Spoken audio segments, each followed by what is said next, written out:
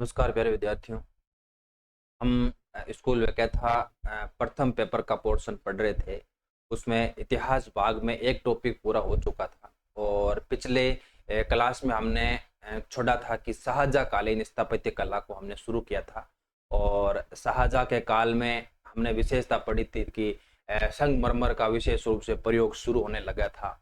संगमरमर का पूरी तरीके से कहें कि पूरी तरीके से प्रयोग मुगल काल में जहांगीर के काल में स्थापत्य में हुआ था, परंतु शाहजहाँ के काल में संगमरमर का प्रारंभ हो चुका था। और शाहजहाँ के काल में हमने विशेषताओं के बारे में हमने जिक्र किया था और उसी क्रम में हम इसको आगे लेके चल रहे हैं कि मुगल कालीन हम स्थापत्य कला में ही चल रहे हैं और आज इसकी दूसरी क्लास है। ठीक है, आप आराम से इसको समझते जाना, कंसेप्ट समझना और कुछ तथ्य आपको मैं साथ में लेके चलूंगा, उनको आप आराम से समझना है। तो कौन से प्रश्न बचे हैं स्थापत्य कला में? आज हमारा स्थापत्य कला टॉपिक पूरा हो जाएगा। फिर हम कला स्थापत्य हो जाएगा, कला के बारे में हम पढ़ेंगे। जैसे चित्रकला सबसे महत्वपूर्ण प्रश्न यहाँ से मुगल काल का बनता है, तो कला के बारे में वो चीजें जानेंगे। साहित्य में विशेषकर जो हिंदी और संस्कृत का जो साहित्य का विकास हुआ है उसके बारे में हम थोड़ी बहुत डिस्कशन करने वाले हैं। तो कंप्लीट कॉम्बो पैकेज रहेगा, आराम से उसको देखते रहना। ठीक है, कल हमने पिछली क्लास में हमने छोड़ा था यहाँ पे जहांगीर के काल में, है ना। जहांगीर के काल की विशेषता हमने पढ़ ली, लगभग विशेषता हमने पढ़ ली थी। इसको थोड़ा बड़ा कर देता हूँ।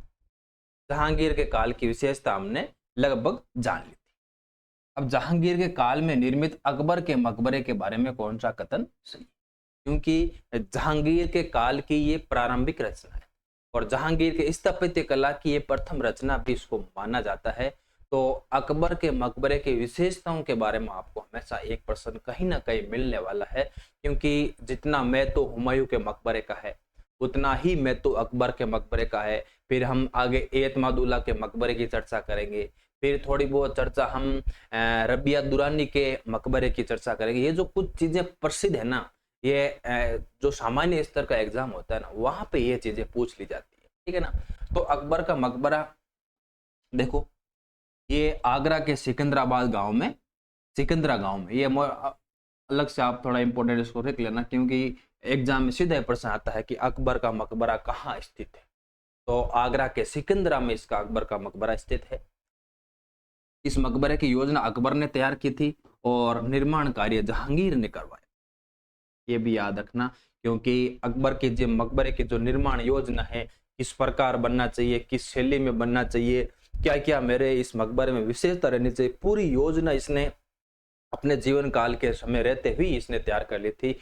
जबकि मकबरे का निर्माण कहते हैं कि जहांगीर ने करवाया था।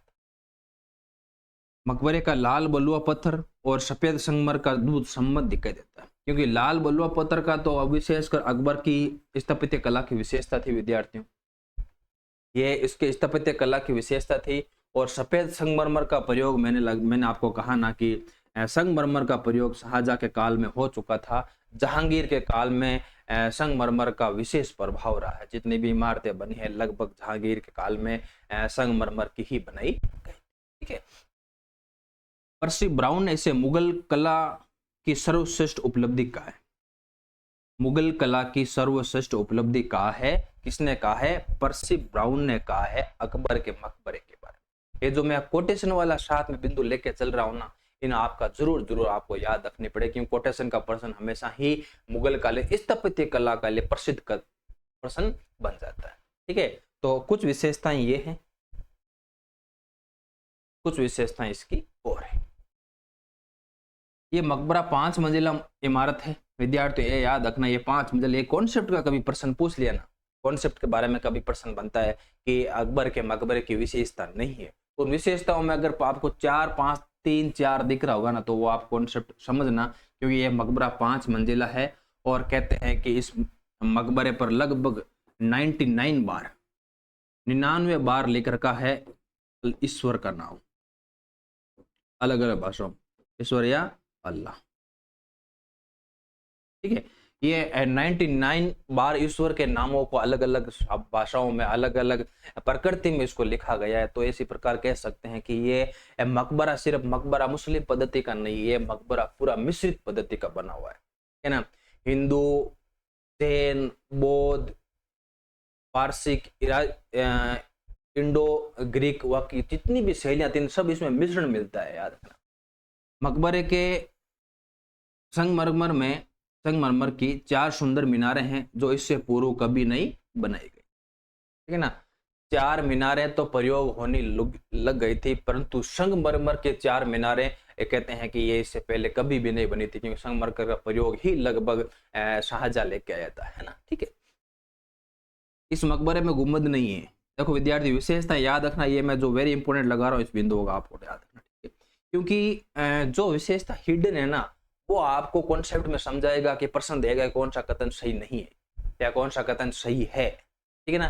तो इस मकबरे में गुंबद है ही नहीं विद्यार्थी, ऐसा मकबरा गुंबद के बिना बनता ही नहीं है। इसलिए कहते हैं कि यह मकबरा बौद्ध शैली से प्रभावित है। गुंबद नहीं है इसका मतलब बौद्ध शैली से थोड़ा प्रभाव हो जाता है। हेवेल ने इसके बारे में कहा है, वेरी मोस्ट इंपोर्टेंट कथन है विद्यार्थियों, वेरी मोस्ट बता रहा हूँ। हेवेल का तो सबसे प्रसिद्ध कथन है ये, कहा कि अकबर का मकबरा एक महान भारतीय शासक का पुण्य स्मारक है। ये हेवेल वाले कोटेशन विद्यार्थी याद रखना, अलग से लिख लेना, आपके गाइड में नहीं है। हेवेल कहता है कि यह मकबरा भारतीय महान शासक का पुण्य स्मारक है। तो ये हेवेल के कथन वाली बात याद रखना। ये 5 मंजिला इमारत है, याद रखना। 99 बार ईश्वर की अलग अलग भाषाओं में नाम लिखा गया है, यह याद रखना। और इसका गुंबद नहीं है, ये याद रखना सबसे मोस्ट विद्यार्थियों। और ये पर्सी ब्राउन का छोटा सा एक कथन है, मुगल काल की सर्वश्रेष्ठ उपलब्धि इसको कहा गया है। तो ये अकबर के मकबरे की कुछ विशेषताएं हैं जिन्हें हमें ध्यान में रखनी है। एग्जाम के दृष्टिकोण से कॉन्सेप्ट का बिंदु यहाँ से मुझे लगता है कि पूछने वाला है कभी, अगर भविष्य में प्रश्न बना तो, है ना, ठीक है। तो इस प्रश्न को आप थोड़ा ध्यान, इस शाहजहां के काल की प्रथम इमारत है और सबसे प्रसिद्ध इमारत इसको हम मान सकते, ठीक है। एक प्रश्न यहां से हो गया था, शाहजहां का एक प्रश्न मैंने कल छोड़ा, ये छोड़ा था, ठीक है ना। अब देखो जहांगीर के काल, जहांगीर का काल आ गया, ठीक है। यहां से हम ये कर लेंगे, ये ठीक है।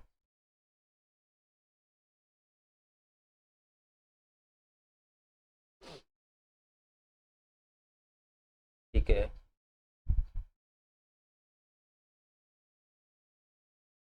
ठीक है, हाँ।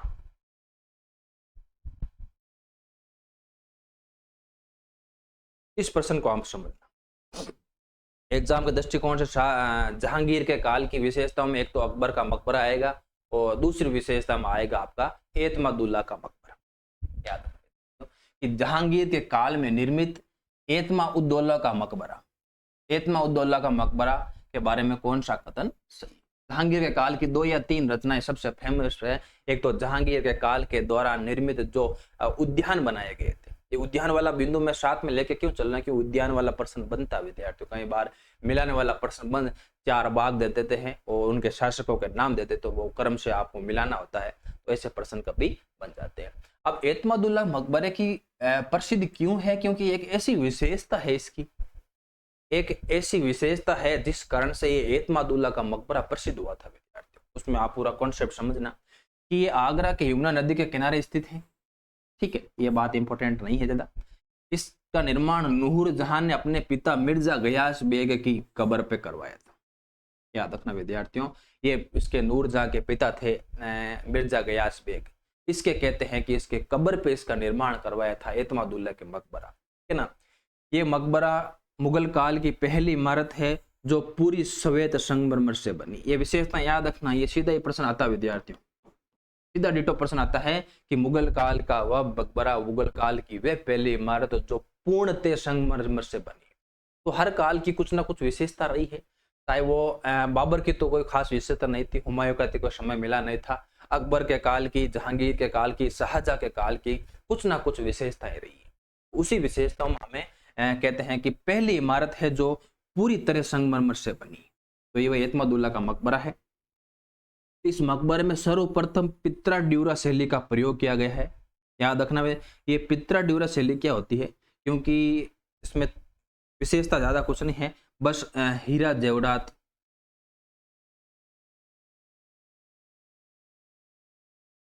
हीरा जेवरात की जड़ावट होती है। ठीक है, जो पत्थर होता है, पत्थर के ऊपर कहते हैं कि हीरा जेवरात की जो जड़ावट होती है उसको प्रदर्शित करने के लिए उसके ऊपर विशेष कारीगरी की जाती है, वो पित्रा ड्यूरा कहलाती है। तो पित्रा ड्यूरा शैली का सर्वप्रथम प्रयोग विद्यार्थियों इस एतमादुल्ला के मकबरे में हुआ, इसी के कारण ये प्रसिद्ध हुआ था। ठीक है ना, हीरे जेवरात की जो जड़ावट होती है ना, वो पित्रा ड्यूरा शैली कहलाती है। और ये शैली का प्रथम बार मुगल काल में प्रयोग हुआ था, वो एतमादुल्ला के मकबरे में हुआ था। तो इस मकबरे की विशेषता, दो विशेषता मुख्य रूप से याद रखनी है। एक ऐसी इमारत, पहली इमारत जो श्वेत संगमरमर से, पूर्णतः श्वेत संगमरमर से बनी है।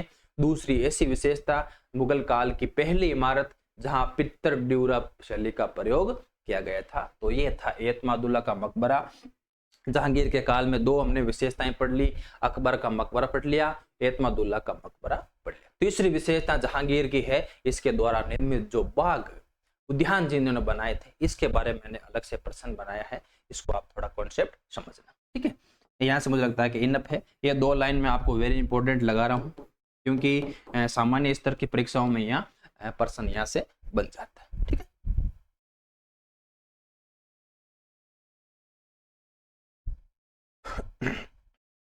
अब जहांगीर के काल में कुछ और स्थापत्य ऐसे हैं, देखो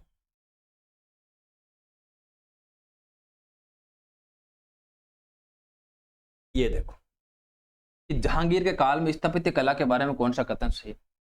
मरियम उज जमानी का मकबरा सिकंदरा में बनवाया था। अब्दुल रहीम खान ने खाना का मकबरा दिल्ली में बनवाया था। अनारकली का मकबरा लाहौर में बनाया था। ये चीजें मैं ऐड क्यों करवा रहा हूँ आपकी, क्योंकि एग्जाम के दृष्टिकोण से एक प्रश्न महत्वपूर्ण अभी वर्तमान में चल रहा है कि कौन सी इमारत शाहजहां द्वारा, कौन सी इमारत जहांगीर के द्वारा, कौन सी इमारत अकबर के द्वारा निर्मित नहीं है। तो वहां कोटेशन में ऐसे प्रश्न आ जाएगा ना, तो ये चीजें मैं आपको इसलिए करा रहा हूँ कि शालीमार बाग कश्मीर में वेरी इंपॉर्टेंट लगा रहा हूँ मैं, वेरी इंपॉर्टेंट, दोनों ही वेरी इंपॉर्टेंट लगा रहा हूँ मैं। ठीक है, निशांत बाग और शालीमार बाग, शालीमार बाग का एक निर्माण लाहौर में शाहजहां भी करवाता है, वो आगे मैं आपका कॉन्सेप्ट समझूंगा।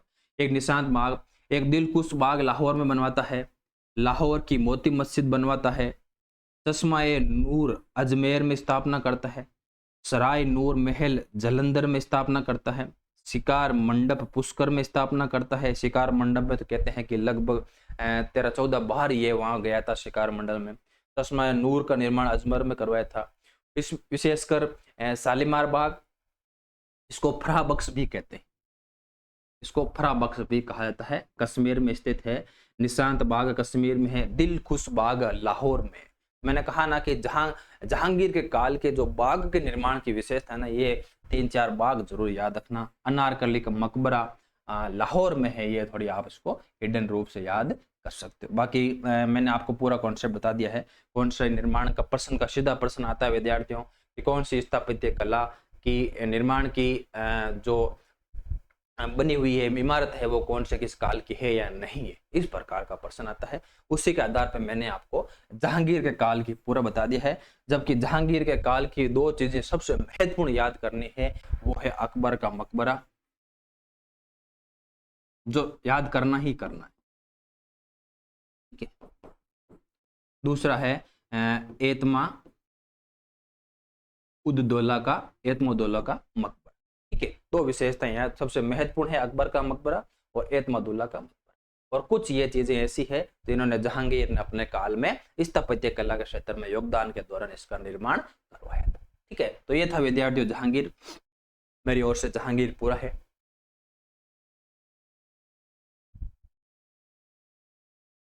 अब शाहजहां का नाम आता है। स्थापत्य कला में शाहजहां, स्थापत्य स्थापत्य में शाहजहां का नाम प्रसिद्ध है और चित्रकला में जहांगीर का नाम। जहांगीर जितना पहाड़ की चित्रकला में था, उतना ही पार की ये स्थापत्य में इसका शाहजहां का नाम बहुत प्रसिद्ध है विद्यार्थियों। इस शाहजहां कालीन स्थापत्य कला की विशेषताओं के बारे में कौन सा कथन सही है? पर्सी ब्राउन ने इसके काल को वास्तुकला का श्रवण युग कहा है। ये विद्यार्थियों बहुत इंपॉर्टेंट प्रश्न है, बहुत इंपॉर्टेंट। ये लाइन भी इंपॉर्टेंट है और ये किसने कहा है, ये कोटेशन वाली बात भी इंपॉर्टेंट है। स्थापत्य कला का श्रवण युग किसके काल का है? शाहजहां के काल का है। किसने कहा है इसके बारे में? ये पर्सी ब्राउन ने कहा।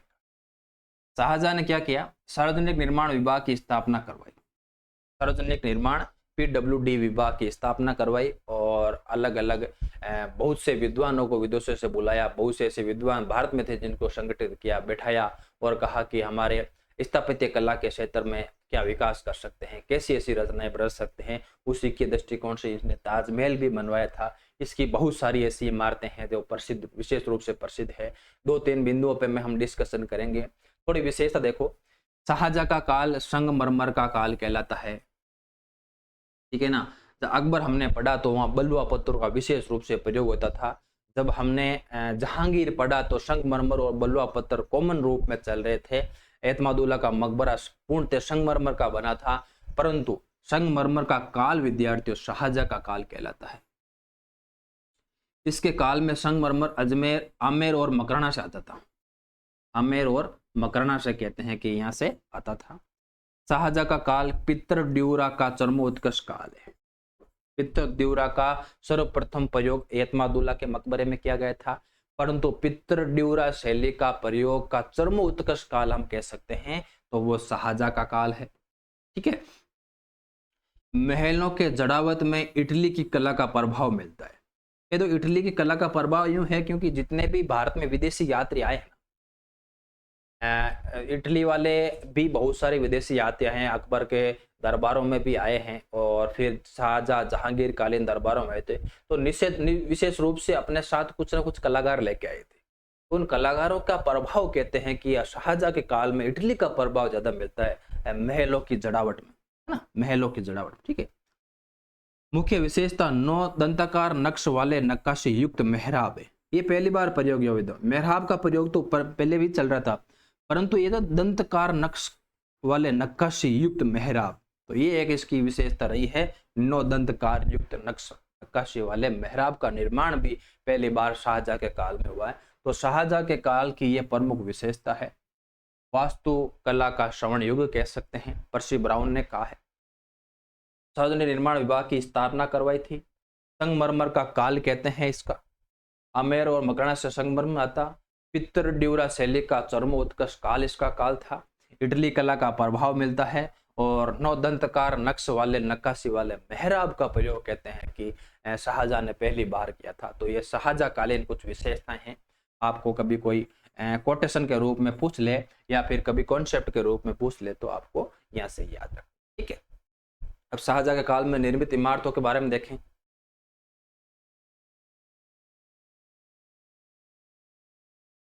याद रखना बेटा, बहुत इंपॉर्टेंट प्रश्न है, बहुत इंपॉर्टेंट। समझना आप यहां से चीज कि शाहजहां के काल में निर्मित आगरा के भवन निर्माण के बारे में कौन सा कथन सही है। अब आगरा का किला तो हमने पढ़ा था, ठीक है। लाहौर का किला भी, आगरा का किला हमने पढ़ा है कि अकबर के द्वारा। अब आगरे के किले में शाहजहां ने जितनी भी इमारतें थी ना लगभग संगमरमर से बनवा दी, उनका पुनर्निर्माण करवाया था। और बहुत सारे ऐसे महल थे, ऐसे मस्जिद थी जिनका निर्माण शाहजहां ने पहली बार आगरा के किले में करवाया था, है ना। तो दीवाने आम बनवाया था 1628 में, ये पहले भी चल रहा था। दीवाने खास 1637 में, ये पहले भी चल रहे थे, परंतु इनको एक नवीन रूप दिया गया। इनको एक संगमरमर के ऊपर परत चढ़ाई गई थी, तो ये संगमरमर का प्रयोग यहाँ हुआ था। देखो, शीश महल, नगीना मस्जिद, खास महल, मुसमन बुर्ज, शाह बुर्ज, चमेली महल, ये बहुत इंपॉर्टेंट है। विद्यार्थियों कई बार एग्जाम आता है, सीधा ही पूछता है कि आगरा में मुसमन बुर्ज का निर्माण किस शासक ने करवाया था। ये 2 नाम तो आपको मिलते हैं। चमेली महल इसका ही नाम है विद्यार्थी, ये बहुत हिडन नाम है। ये नाम देके पूछ लेगा ना तो विद्यार्थियों आप कभी कर नहीं पाओगे, इसलिए आपको थोड़ा अलग से नोट करवा रहा हूँ। मुसमन बुर्ज को, शाह बुर्ज को, चमेली को किसको कहते हैं। ये मुसमन बुर्ज वही है जहां से कहते हैं कि ताजमहल को निहारता था, ठीक है ना। मुमताज जब चली गई थी, ताजमहल का निर्माण कार्य हो रहा था, तो ये मुसमन बुर्ज ही थी जहां से शाहजहां सुबह सुबह उस ताजमहल के निर्माण कार्य को निहारता था, देखता था, है ना। तो ये मुसमन बुर्ज है। जामा मस्जिद 1648 शाहजहां की पुत्री जहां आरा बेगम ने करवाई। ये मस्जिदों वाला विद्यार्थी, मोची मस्जिद है, आगरा की मस्जिद है, दिल्ली की मस्जिद है, लाहौर की मस्जिद है, ये 5-7 जो मोती मस्जिद का है ना, जो एक जामा और एक मोती है ना, तो इनका अलग अलग काल में निर्माण हुआ है। कौन से स्थान पे पूछ रहा है उसके आधार पे आपको प्रश्न करना है, ठीक है ना। जैसे ये जामा मस्जिद है, ये आगरा की पूछ रहा है, तो आगरा के शाहजहां ने कर। एक मोती मस्जिद है 1654 में, जिसमें आगरा के किले की सबसे सुंदर इमारत है, ये मोती मस्जिद, ये तो बहुत फेमस प्रसिद्ध है। और यहाँ से एक प्रश्न बना था पहले, आगरा किले की सबसे सुंदर इमारत, सबसे बड़ी मस्जिद, पूर्ण संगमरमर से बनी है। इस मस्जिद का निर्माण शाहजहां ने जहांआरा के सम्मान में करवाया था। ये जहांआरा इसकी पुत्री थी, जहांआरा बेगम। और ये विद्यार्थी एग्जाम में प्रश्न आया था कि शाहजहां के द्वारा निर्मित वे इमारत जो अपनी पुत्री जहांआरा के सम्मान में निर्माण करवाया था, ये प्रश्न विद्यार्थी यहाँ से एक बना था।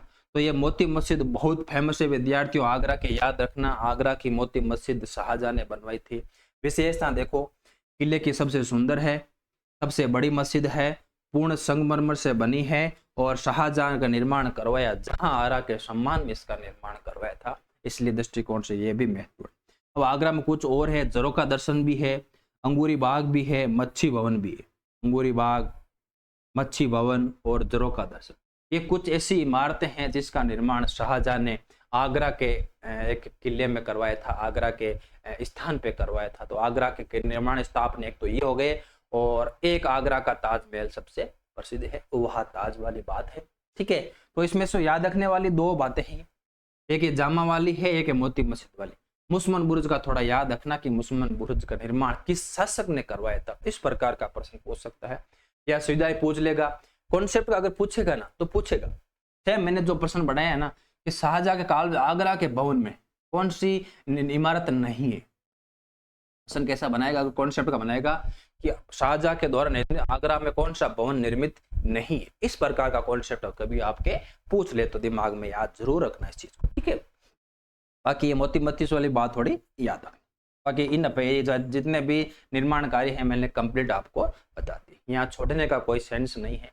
आरपीसी कभी नहीं कहती है कि हम ये चीज नहीं पूछे, कभी भी नहीं कहती, तो हमें भी कुछ भी नहीं छोड़ना है। और पहली बार पढ़ रहे हो तो आपको topic wise to the point आपको पढ़ना पड़ेगा।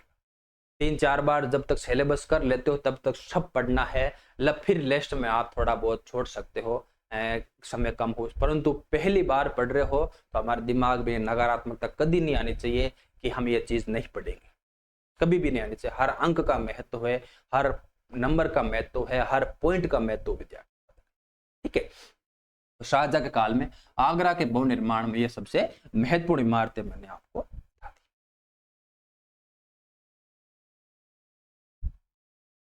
अब शाहजहां द्वारा निर्मित देखो दिल्ली के लाल किले के बारे में, शाहजहां द्वारा निर्मित दिल्ली के लाल किले के बारे में कौन सा कथन सही। अभी जितनी भी इमारतें हमने पढ़ी है ना वो शाहजहां कालीन आगरा में थी, और आगरा का 1% ताजमहल वाली बात मैंने आगे ऐड की है, पर उससे पहले शाहजहां के द्वारा निर्मित लाल किला, ठीक है, दिल्ली में बनवाया था। सीधा ही प्रश्न आता है दिल्ली का लाल किला किसने बनवाया, सीधा ही बेसिक प्रश्न आता है कि दिल्ली का लाल किला किसने करवाया, ठीक है ना। इसके विषय देखो, इस किले को किला ए मुबारक भाग्यशाली दुर्ग कहा जाता है। इस किले को किला ए मुबारक या फिर भाग्यशाली दुर्ग भी इसको कहा जाता है। इसके 2 द्वार हैं, पश्चिमी द्वार लाहौरी दरवाजा है, दक्षिणी द्वार दिल्ली दरवाजा कहलाता है। ये इतनी बात महत्वपूर्ण नहीं है। और सबसे महत्वपूर्ण है उस्ताद है हमीद उस्ताद अहमद, मैं वेरी इंपॉर्टेंट लगा रहा हूँ इसका, क्योंकि लाहौर के किले का प्रश्न पूछेगा ना तो विशेषकर इसका इस वास्तुकार पूछेगा, जहां तक मुझे लगता है कि लाहौर इस दिल्ली के लाल किले का निर्माण उस्ताद अहमद और उस्ताद हमीद और उस्ताद अहमद ने करवाया था, ठीक है। लाल किले के अंदर दीवाने आम है, इसमें शाहजहां का तख्त हाउस मयूर सिंहासन रखा गया है। याद रखना ये विद्यार्थियों बहुत महत्वपूर्ण है, ये मयूर सिंहासन तख्त तख्ते हाउस को ही मयूर सिंहासन कहते हैं, क्योंकि तख्ते हाउस में 2 मोहरों का इस प्रकार अंकन मिलता है कि उसको मयूर सिंहासन भी कहते हैं। और यह शाहजहां के काल की ये सबसे प्रसिद्ध रचना है, पर सबसे प्रसिद्ध बिंदु भी हम इसको कह सकते हैं, मयूर तख्ते हाउस। तो तख्ते हाउस का निर्माण दीवान आम में है, और दीवान आम कहाँ का है? लाल किले का। लाल किला भी कौन सा? दिल्ली का। दिल्ली के लाल किले में दीवान आम में कहते हैं कि तख्ते हाउस को रखा गया था। दीवान खास, ये कोटेशन विद्यार्थियों बहुत महत्वपूर्ण है, बहुत महत्वपूर्ण। दीवान खास के बारे में अमीर खुसरो ने कहा है, अगर पृथ्वी पर कहीं स्वर्ग है तो यही है, तो यही है, यही है। दीवान खास के बारे में ऐसा प्रश्न आ जाएगा विद्यार्थियों कि अमीर खुसरो ने पृथ्वी पर स्वर्ग यही है, यही है, यही है, ये कोटेशन किस इमारत के बारे में कही? तो याद रखना, दीवान खास के बारे में ये कहा है, जबकि दीवान आम में कहते हैं कि ये मयूर तख्ते हाउस रखा गया था। लाल किले के अंदर ही जामा मस्जिद भी है। ये जामा और मोती मस्जिद वाला आपके लगातार कंफ्यूजन चलता रहेगा, इसलिए आप थोड़ा इसको ना अलग से एक सारणी बना के लिख लेना कि अकबर की, जहांगीर की, शाहजहां की और औरंगजेब की, इन चारों काल में जो इमारतों का निर्माण हुआ ना, मोती मस्जिद और जामा मस्जिद अलग अलग काल में अलग अलग स्थानों पर हुआ था। तो इस बिंदु का आप जरूर याद रखें, ठीक है। तो ये लाल किले की विशेषता है, जो दिल्ली का बलुआ पत्थर का बना हुआ है। जब भी हम दिल्ली जाते हैं तो वहां हमें निश्चित रूप से लाल किला तो एक स्थापत्य दृष्टिकोण से देखने का सबसे महत्वपूर्ण स्थान भी है ना। तो इसकी कुछ विशेषताएं हैं, कुछ ये उसके उस्ताद थे, वास्तुकार थे। दीवान आम की बात मैंने बता दी, तख्ते हाउस का। दीवान खास की बात बता दी मैंने, अमीर खुसरो का ये कोटेशन है, तरफ कहीं है तो वो यही है, और इसके अंदर जामा मस्जिद भी शाहजहां के काल में निर्मित में एक ये सबसे महत्वपूर्ण रचना इसको मानी जाती है। इसको बलुआ पत्थर से बनाया गया था, ये थोड़ा इसको याद, क्योंकि वो हम जब भी देखते हैं तो लाल किला का मतलब लाल ही है, लाल पत्थरों से बना तो इसका मतलब उसका लाल किला नाम रखा गया था, ठीक है ना। तो इस चीजों को आप थोड़ा एक्स्ट्रा याद कर लें। ये देखो मैंने ऐड किया है, शाहजहां के काल में निर्मित तख्ते हाउस मयूर सिंहासन के बारे में कौन सा कथन सही? मयूर सिंहासन में बे बादल खां की देख रेख में तैयार हुआ था। ये इसका वास्तुकार था विद्यार्थी, याद है। मयूर सिंहासन का वास्तुकार था बे बादल खां। बे बादल खां इसका वास्तुकार था। आगरा महल के दीवाने आम में इसका रखा गया था, दीवाने आम में इसको रखा गया था। तख्ते हाउस में ही शाहजहां ने मीर जुमला से प्राप्त हीरा कोहिनूर जड़वाया था। ये मयूर हाउस, तख्ते हाउस में ही ये शाहजहां ने जो था ना कोहिनूर उस अपने कहते हैं कि मयूर तख्ते हाउस में इसने जड़वाया था, जो मीर जुमला से प्राप्त हुआ था, ठीक है ना। इसका निर्माण कार्य में कुल कितने वर्ष लगे थे? 7 वर्ष लगे विद्यार्थी। इतनी छोटी सी रचना में, जैसे हम बात करें ताजमहल, ताजमहल के निर्माण में लगभग 20 वर्ष लगे। तो 20 वर्ष ताजमहल की इतनी विशाल रचना में लगे हैं, तो मान के चलो कि तख्ते हाउस का कितनी बारीकी से बड़ी गजब की जड़ावट बनाई गई थी। तभी तो ये शाहजहां के काल का तख्ते हाउस प्रसिद्ध विद्यार्थी।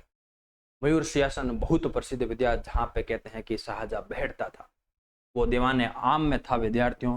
7 वर्ष लगे थे उसमें, और कोहिनूर का हीरा उसमें जड़वाया गया था, और इसका वास्तुकार था वो बे बादल खां था। ये उसके किसी व्यक्ति के नाम की उपाधि थी विद्यार्थी, मूल नाम तो मुझे भी कहीं किताब में मिला नहीं था। ये बे बादल खां का नाम जरूर मुझे किताब में, ठीक है ना। तो मयूर और तख्ते हाउस के बारे में ये छोटा सा इंट्रोडक्शन था। मुझे लगता है कि जो चीजें जिस काल की, जिस शासक की जो चीजें प्रसिद्ध है ना, वहां से थोड़ा पर्सन डीपली भी बच जाए, इसलिए मैं थोड़ा इसको एक्स्ट्रा लेके चल रहा हूं, ठीक है ना। चलो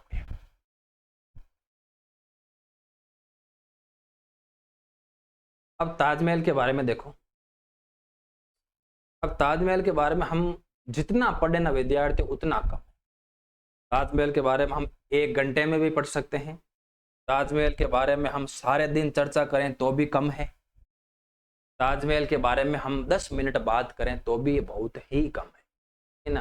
क्योंकि ताजमहल एक ऐसी रचना है जिस पे हमें विस्तार से चर्चा करने में समय लगता है, परंतु एग्जाम हमारा कौन सा है, एग्जाम का स्तर क्या है और वर्तमान में पर्सन बनने की संभावना कैसी है, उसके आधार पर मैंने 3 प्रश्न यहाँ से ऐड किए हैं ताजमहल के।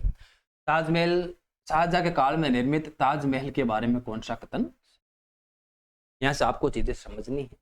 मुख्यतः जो चीजें बनती है, पर्यवेक्षक कौन था, वास्तुकार कौन था, या फिर उस पे आयतें, कुरान की आयतें लिखने वाला कौन था, पर्यवेक्षक कौन था, कुछ ऐसी चीजें हैं, 5-7 ऐसे बिंदु हैं जो आपको एग्जाम दे चुकों से महत्वपूर्ण है। और कुछ विशेषता है मैं आपको बता देता हूँ कि शाहजहां ने अपनी बेगम मुमताज महल की याद में करवाया था, ठीक है ना। मुमताज से बहुत प्यार करता था, मोहब्बत करता था। ये शाहजहां का ताजमहल मोहब्बत की एक याददाश्त के रूप में भी हम इसको कह सकते हैं, ठीक है ना। ये आगरा के यमुना नदी के तट पर स्थित है। ताज को रोजा ए मुनव्वर प्रकाशित मकबरा कहा गया। ये विद्यार्थियों बहुत महत्वपूर्ण लाइन है, ये बहुत हिडन लाइन। रोजा ए मुनव्वर प्रकाशित मकबरा कहा गया। प्रकाशित मकबरा, सीधा ही प्रश्न आता है कि मुगल काल के किस मकबरे को प्रकाशित मकबरा कहलाता है। प्रकाशित मकबरे वाली बात याद रखना विद्यार्थी, ये बहुत महत्वपूर्ण। ताजमहल का निर्माण जिस जमीन पे हुआ था वह मिर्जा राजा जयसिंह के अधिकार में थी विद्यार्थियों। मिर्जा राजा जयसिंह हमारे आमेर वाला, ये जिस जमीन पे निर्माण हुआ है उस जमीन पे कहते हैं कि अधिकार मिर्जा राजा जयसिंह का था। और बाद में कहते हैं कि इस जमीन के बदले में जयसिंह को अन्य जमीन दी गई। जहांगीर ने कहते हैं कि अपने कुछ शाहजहां ने कहते हैं कि अपने कार्यकर्ताओं को भेजा और कहा कि भाई ये है मामला है, जमीन तुम्हें देनी है। और फिर मिर्जा राजा जयसिंह को ही सूचना भेजी थी कि हमें आगरा, मकराना का और आमेर का हमें संगमरमर चाहिए, व्यवस्था करनी चाहिए। तो मिर्जा राजा जयसिंह ने ही संगमरमर की व्यवस्था कराई थी। ताजमहल का निर्माण कार्य 1632 याद है, ठीक है, 1632 में प्रारंभ हो। इसका थोड़ा करेक्शन आप कर लेना। ताजमहल का निर्माण कार्य 1632 में लगभग होता है। और यहाँ सबसे महत्वपूर्ण कोटेशन है विद्यार्थियों ट्रेवनियर की, सबसे महत्वपूर्ण है विद्यार्थियों, वेरी इंपॉर्टेंट लगा रहा हूँ इसकी। ताज के निर्माण में 20,000 मजदूरों ने 20 वर्षों तक कार्य किया था। यह कोटेशन विद्यार्थियों ट्रेवनियर की है और सबसे प्रसिद्ध कोटेशन है। ट्रेवनियर क्या कहता है कि ताज का निर्माण कार्य 20,000 मजदूरों ने किया और लगभग 20 वर्षों तक इसका निर्माण कार्य चला था। ये ट्रेवनियर 20 वर्ष देता है, 1631 से 31, 41, 51, 1651 ये ट्रेवनियर का काल देता है। ट्रेवनियर इस काल के दौरान कहता है कि ताजमहल के निर्माण में 20,000 मजदूरों ने 20 वर्षों तक काम किया था। उसके आधार पर हम कह सकते हैं कि ताजमहल का निर्माण कार्य 20 वर्षों में पूरा हुआ था। ये ट्रेवनियर का कथन है, परंतु वास्तविक निर्माण कार्य 1632 में हुआ था विद्यार्थी, ठीक है। ताजमहल का पर्यवेक्षक मकरमत खान और अब्दुल अल करीम थे। वेरी इंपोर्टेंट है ये, आपको गाइड में कहीं कोई लाइन मिलेगी नहीं सहित कि पर्यवेक्षक, वास्तुकार हमको पता है, बाकी और सारे पूरी डिटेल हमको पता है, परंतु ये एक लाइन गाइडों में नहीं थी, इसलिए मैंने आपको यहाँ ऐड की है कि पर्यवेक्षक था ना जो निरीक्षण करता। पर्यवेक्षक मतलब जिसकी देख रेख में ये चीजें हुई थी, याद रखना। तो मकरत खान और अब्द अल करीम, ये दो ऐसे व्यक्ति थे जो ताजमहल के पर्यवेक्षक के रूप में जाने जाते थे, ठीक है ना। तो ये ताजमहल के बारे में बेसिक जानकारी है। मुमताज महल की याद में करवाया, यमुना नदी के तट पर स्थित है, प्रकाशित मकबरा इसको कहते हैं। यहाँ की जो जमीन थी मिर्जा राजा जयसिंह के अधीन थी, इसके बदले में इसको जमीन दी गई थी। और ये ट्रेवनियर का कथन सबसे महत्वपूर्ण है, 20,000 मजदूरों ने 20 वर्षों तक कार्य किया, तब जाके ताज का निर्माण हुआ था। पर्यवेक्षक मकरमत खान और अब्द अल करीम नामक दो व्यक्तियों का नाम हमें देखने का मिलता है। ताजमहल के मकबरे का संगमरमर आया था विद्यार्थियों, एक तो आमेर से आया था, एक मकराना से आया था। वो स्थान है जहां से कहते हैं कि संगमरमर की व्यवस्था की गई थी, ठीक है। ताज के बारे में एक प्रश्न यहाँ से बेसिक कभी कोई पूछ ले जानकारी में वो याद रखना। कुछ चीजें मैं आपको पीडीएफ फॉर्मेट उपलब्ध करवा रहा हूँ, पीडीएफ मिल जाएगी, इसको आप देखते रहे। ताजमहल के प्रमुख उस्ताद अहमद लोहारी, ताजमहल का मुख्य वास्तुकार, ये तो हर बार एग्जाम में पूछता था। ताजमहल का मुख्य वास्तुकार, प्रधान शिल्पी अलग अलग विद्या देखो, ताजमहल का प्रधान शिल्पी अलग है, ताजमहल का मुख्य वास्तुकार अलग है, दोनों अलग अलग चीजें हैं। मुख्य वास्तुकार पूछ ले तो वो अहमद उस्ताद लाहौरी है। ताजमहल का प्रधान शिल्पी पूछ ले तो उस्ताद ईसा खां है। ताजमहल के निर्माण करता हुआ कारीगर विद्यार्थी, पहली बार एक इस दिमाग में आया था कि जहांगीर ने एक ऐसे व्यक्ति को बुलाया और कहा कि हमें यह ताज बनवाना है, इसका स्ट्रक्चर हमें तैयार करो। तो उसका जो माइंड मैप होता है ना उसका, वो तैयार करो। तो वो तैयार करने वाले याद रखना विद्यार्थियों, जिरिनियो वेरोनियो था। मोस्ट बता रहा हूं मैं, सबसे मोस्ट, ये नाम किताबों में नहीं इसलिए। ताजमहल के गुंबद का निर्माण करवाया था इस्लाम खान अफरीदी ने। ठोस स्वर्ण कलश का निर्माण किया था काजिम खान ने। मुख्य कुरान लिखने वाला याद रखना विद्यार्थियों, अब्द हल्क अल अमीन खान सिराजी। ये सिराजी लान लिखने विद्यार्थियों बहुत महत्वपूर्ण है, ये कुरान की आयतें लिखी थी इसने। ताजमहल पर कुरान की आयतें लिखने वाला व्यक्ति, ये प्रश्न पिछले एग्जाम में कहीं ना कहीं एक प्रश्न पूछा हुआ है, तो ये सिराजी वाली बात जरूर याद। पिचकारी का कार्य किया था मोहनलाल ने। वास्तु शिल्पकार था मुकरमत खान मीर अब्दुल करीम। दिल्ली का लकड़ी कारीगर था उस्ताद पीरा। जोरावर मूर्तिकार जोरावर था, बहानूर जटमल जोरावर ये मूर्तिकार थे। ठोस श्रवण कलश का निर्माण किया था काजिम खान ने। तो ये कुछ ऐसे नाम हैं जिनके हमें याद रखने, और मुख्यतः विद्यार्थी 4 नाम याद रखने। एक तो मुख्य वास्तुकार का याद रखना, एक ताजमहल का प्रधान शिल्पी, एक ये स्ट्रक्चर तैयार करने वाला जेरोनिया याद रखना है, ठीक है, 3 ये हो गए, और एक ये मुख्य कुरान की आयतें लिखने वाला सिराजी का नाम हो गया। ये 4 नाम तो सबसे महत्वपूर्ण है, तो कहीं ना कहीं एग्जाम के दृष्टिकोण से ये 4 नाम तो आपको याद रखने ही रखने, ठीक है। ताजमहल के निर्माण में हमने विशेषता देख ली, और कुछ ऐसे हमने कारीगर देखे हैं जो अपने काल में अलग अलग क्षेत्र में प्रसिद्ध थे, है ना। एक ये पिचकारी जड़ावत वाला कार्य विद्यार्थी मोहनलाल ने किया था, ये भी अच्छा नाम बन सकता है, ठीक है। तो ये नोट कर लेना पूरा, मुझे लगता है, ठीक है। एक प्रश्न इसके बारे में मैंने और बनाया है, इसके कुछ प्रसिद्ध कथन है, इसके कुछ प्रसिद्ध कथन है। देखो, ताज प्रेम का अमर काव्य है, और अनंत काल के गाल पर प्रेयसी के वियोग का अमिट आंसू बूंद है। ये रविंद्रनाथ टैगोर का कथन, रविंद्रनाथ टैगोर का कथन है। आंसू बूंद याद रख लेना बस आप, तो ये कहीं कोटेशन मिल जाए तो आपको चेप देनी है, रविंद्रनाथ टैगोर। पूर्व के वेनिस नारी तत्व की गरिमा के भारतीय उदात्त श्रद्धांजलि है ताज, ये कहा था ईवी हेवेल ने कहा। ताज के कुछ फेमस कथन है विद्यार्थी, वो मैं करवा रहा हूँ, फेमस कथन, तो एग्जाम दृष्टिकोण से महत्वपूर्ण। संगमरमर की सौपील रचना किसने कहा है? सौपीलिन रचना विसेंट स्मिथ ने कहा विद्यार्थी, संगमरमर की सौपीलिन रचना। ताजमहल शाहजहां का आध्यात्मिक दम की संतुष्टि और बहादशाह की सत्ता का प्रतीक है, ये कहा था वेन बेगले ने कहा था, ठीक है। कुछ एक कथन फर्ग्यूसन का है, इसके दृष्टिकोण पथ पर यमुना बह रही है, वह ताज समस्त विश्व में अतुल्य करती है, उसकी सुंदरता सर्वोच्च श्रेणी की है, श्रेणी की भले न हो पर अपनी श्रेणी में वह सर्वोच्च। ये फर्ग्यूसन का कथन है। तो ये कुछ 5 ऐसे कथन हैं जिसके बारे में हमको याद रखना। एक तो रविंद्रनाथ टैगोर वाला बहुत हिडन कथन है, गाइडों में कोई दे नहीं रखा है, तो टैगोर का ये आंसू बूंद वाला याद रखना। फिर ये संगमरमर की सौपीलित रचना किसने कहा? विसेंट स्मिथ ने कहा। नारीतव की साकार प्रतिमा, नारीतव की साकार प्रतिमा है ताजमहल, ये वेवेल ने कहा था। और कुछ बेगले का कथन है, कुछ फर्ग्यूसन का कथन है। इसी के साथ हमारे ताज की प्रश्नों के बारे में मुझे लगता है कि इनफ जानकारी है। मुख्य मैंने जो वास्तुकार, शिल्प प्रदान शिल्पी, स्ट्रक्चर तैयार करने वाला और विशेषकर कुरान की आयतें लिखने वाला नाम प्रसिद्ध है। पिचकारी का कार्य मोहनलाल का नाम जरूर आप याद रखना, बस इनफ है। बाकी कुछ ये कोटेशन है और कुछ विशेषताएं मैंने आपको पहले प्रश्न में करवा दी।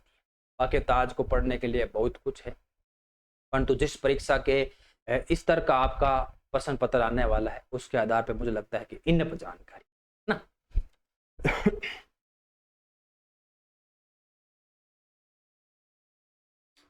अब मुगल काल ने औरंगजेब के निर्मित स्थापत्य कला के बारे में देखो। औरंगजेब का ज्यादा कोई रुचि नहीं थी, चाहे वो स्थापत्य में हो चाहे चित्रकला में हो। जितना भी ये कला, स्थापत्य, साहित्य में जरूर विकास हुआ था, परंतु स्थापत्य कला में, विशेषकर कला, चित्रकला की इसकी कोई रुचि नहीं थी। ये हमेशा ही इनका दमन करने में लगा हुआ था, तो विशेष प्रगति नहीं हुई थी। बाद में मोहम्मद शाह रंगीला के काल में थोड़ा बहुत कोई परिवर्तन हुआ था, परंतु औरंगजेब के काल में लगभग चीजें बंद हो गई थी। पर्सी ब्राउन ने कहा है मुगल वास्तुकला का पतन काल, अभी तो ये पर्सी ब्राउन ने ये कहा है मुगल वास्तुकला का पतन काल औरंगजेब के काल को इसलिए कहा है क्योंकि इसने संगीत पे प्रतिबंध लगा दिए थे और कहा था कि संगीत को इतना जमीन के अंदर गाड़ दो कि उसकी आवाज भी बाहर नहीं आए। ये औरंगजेब के काल का घटनाक्रम है। जितने भी कहते हैं कि मकबरे, जैसे अकबर का मकबरा किसने लूटा था, अकबर का मकबरा किसने लूटा था, वो अपने भरतपुर के जाट राजा जवाहर सिंह ने उसको लूटा था, ठीक है ना। तो वो एक थोड़ा छोटा सा याद रख लेना कि मुगल वास्तुकला के काल का पतन का काल पर्सी ब्राउन ने औरंगजेब का काल कहा है। निश्चित रूप तो ये बात भी अच्छी है। औरंगजेब पतन का काल कहा जाए तो अतिशयोक्ति नहीं है, ये कथन इसका है। दिल्ली की मोती मस्जिद 1662 में बनाई थी। लाहौर की बादशाही मस्जिद, ये विद्यार्थियों बहुत इंपॉर्टेंट। फतेहाबाद की मस्जिद, लद्दाख में पहली मुगल मस्जिद, वेरी इंपॉर्टेंट लगा रहा हूँ। ये दो चीजें तो आपको याद करनी ही करनी। एक तो लाहौर की बादशाही मस्जिद, ये विद्यार्थी एग्जाम में दृष्टिकोण से बहुत महत्वपूर्ण, और ये प्रश्न पहले से बना हुआ है कि लाहौर में बादशाही मस्जिद का निर्माण किस मुगल शासक ने करवाया था, ठीक है। फिर है लद्दाख में पहली मुगल मस्जिद, इससे पहले लद्दाख के क्षेत्र में कोई मस्जिद नहीं बनी गई थी। तो ये औरंगजेब के काल की एक तो लाहौर की बादशाही मस्जिद और लद्दाख में पहली मुगल मस्जिद और पर्सी ब्राउन का ये कथन याद रख लेना, ठीक है। दिल्ली में मोती मस्जिद वाली बात भी है, मोती मस्जिद और जामा मस्जिद वाला ये कंफ्यूजन आपके क्रिएट हो रहा होगा, तो मैंने जो जो चीजें बताई है ना, अलग अलग सरणी बना के आपको याद कर लेनी, ठीक है। तो औरंगजेब काल की कुछ विशेषताएं ये है, दो विशेषताएं आपको वेरी इंपोर्टेंट लगा रहा हूँ, यहाँ से आपको याद कर, ठीक है ना। अब औरंगजेब के काल में विकास क्यों नहीं हुआ, क्योंकि औरंगजेब खुद इतना कट्टर प्रवृत्ति का था कि जितने भी कलाकारों को था इसने दरबार से जाने के छोड़ दिया था। फिर भी साहित्य के क्षेत्र में बहुत विकास हुआ। इसके काल में बहुत सारी रचनाएं रची गई थी, परंतु प्रकाशित नहीं हुई थी इसके डर से। बाद के उत्तरकालीन शासकों के काल में प्रकाशित हुई थी। कुछ ऐसे साहित्यकार थे जो दरबार छोड़ के चले गए थे, प्रांतीय क्षेत्र में चले गए थे, ना, ठीक है ना। तो इन चीजों को थोड़ा आप ध्यान रखना। दो चीजें आपको यहाँ से मोस्टली याद करनी, ठीक है। औरंगजेब के काल की ये विशेषता। औरंगजेब के काल की कुछ याद रखने लायक चीज है तो वो ये है, औरंगजेब के काल में स्थापत्य कला में कुछ चीज याद रखनी है तो आपको ये याद रखनी। औरंगजेब के काल में निर्मित बीबी का मकबरा, रबिया उद दुरानी का मकबरा के बारे में कौन सा कथन है? दोनों ही नाम है, दोनों ही नाम याद रखना है। पूछ ले मुगल कालीन बीबी के मकबरे का निर्माण किसने करवाया, मुगल कालीन रबिया उल दुरानी का मकबरा किसने करवाया था, ठीक है ना। तो ये औरंगजेब काल की सबसे प्रसिद्ध स्थापत्य कला का एक ही प्रश्न यहाँ से कभी बनता है तो वो याद रखना। औरंगजेब ने अपनी बेगम दिलरस बेगम को मकबरा औरंगाबाद में बनवाया। ये विद्यार्थियों स्थान बहुत महत्वपूर्ण है, एग्जाम के दृष्टिकोण से मैं कहता हूँ। स्थान वाला प्रश्न पूछ सकता है कि औरंगजेब ने बीबी का मकबरा किस स्थान पे बनवाया, किस स्थान पे बनवाया था, वो औरंगाबाद में बनवाया था। और इसके पत्नी का मूल नाम था बेगम का दिलरस बेगम। इसको काला ताज भी कहते हैं, दूसरा ताज भी कहते हैं, इसको दक्षिण का ताज भी कहते हैं, और ताजमहल की फूड नकल भी कहलाती है। औरंगजेब ने कहा है कि शाहजहां ने अपनी बेगम मुमताज महल की याद में सफेद संगमरमर का बनाया है, तो दक्षिण में मैं एक ताजमहल बना देता हूं अपनी पत्नी के लिए। जबकि वो जो स्थापत्य निर्माण एक होता है ना, वो एक ही बार बनता है विद्यार्थियों, उसकी कॉपी नहीं की जा सकती, उसके जैसा दोबारा नहीं बनाया जा सकता।